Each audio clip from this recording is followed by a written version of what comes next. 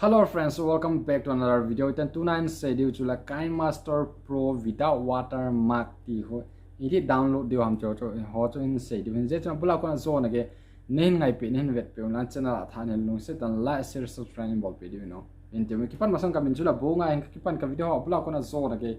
nen ngai pe nen vet pe jen ki pa thu pen se channel tha ne le lung se tan like share subscribe bol pe dio no. In te me direct panatin mà sắp bên này hết điều chủ là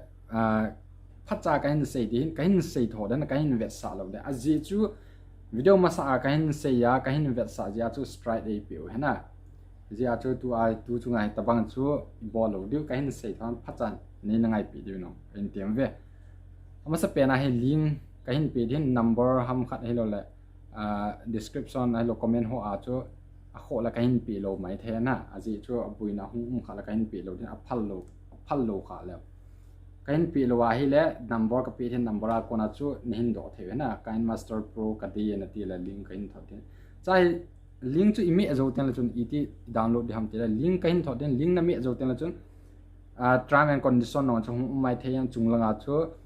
ý download ham thì hòn step by step thế ai mà chú hồi anh chơi ham thì nói lăng pe na chú chơi được na nói lăng pe na chơi được trái version mà old version new version ai là latest kiti mai the na old version ana che ala tia chu 6 7 8 9 6 4 5 6 7 tia kisun din abana point 1 2 3 4 kisin tia chu kisun de atha found tia kisun cha chu iti head di ham tela achung pena pa kiti la achung pena hilola latest pa hilo new version pa chu na download ding ala achung pena new version kisun din no chu old version kisun na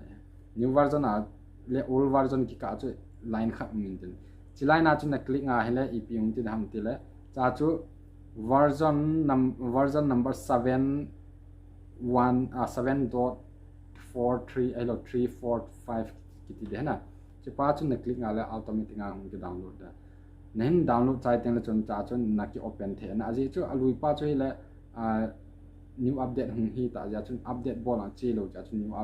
new it download dham chu ka hin se chỉ link chú là na dinga chú hoya comment le description na ki koi lo mai the na ki koi ala cha ko na ki download neng the ahin ki koi lo wa le hoya na download dam ti le whatsapp number ko hin sei den cha he 986481059 avela kan sei den 986481059 cha he whatsapp number hen cha nin contact wa Kinemaster Pro cái này thì link cái hình thôi nhỉ ha na, cho nên cái phần bula con zone này hình ngay bên hình web present cái part thu cái sẽ cái part